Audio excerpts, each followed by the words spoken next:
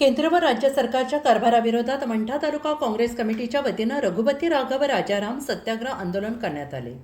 छत्रपती संभाजी महाराज चौक ते छत्रपती शिवाजी महाराज चौकापर्यंत टाळ मृदुंग यांच्या गजरात रॅली काढण्यात आली। काँग्रेस जिल्हाध्यक्ष कल्याण दळे यांनी अयोध्या श्रीराम मंदिरातील देणगी, पादुका आणि आभूषणांमधील कथित गैरव्यवहाराची चौकशी करून दोषींवर कारवाईची मागणी केली। यांच्यासह शेतकऱ्यांना पीक विमा अनुदान तसेच नीट पेपरफुटी प्रकरणातील आरोपींवर कठोर कारवाई करण्याची मागणी करण्यात आली आणि याबाबतचे निवेदन महसूल प्रशासनातील अधिकाऱ्यांना देण्यात आले। भाजपवाल्यांनी रामाचं नाव घेऊन राम मंदिरावरती पैसा त्या ठिकाणी जमा केला। 35 दानपेट्या त्या ठिकाणी होत्या।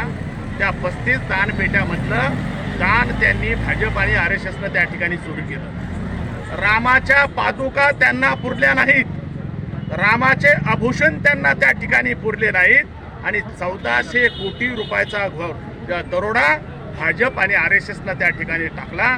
आम्ही जे आहे की मूळ दरोडेखोर जे आहेत राम मंदिराच्या चोरी प्रकरणी त्यांना अटक झाली पाहिजे, त्यांना त्या ठिकाणी जेलमध्ये टाकलं पाहिजे।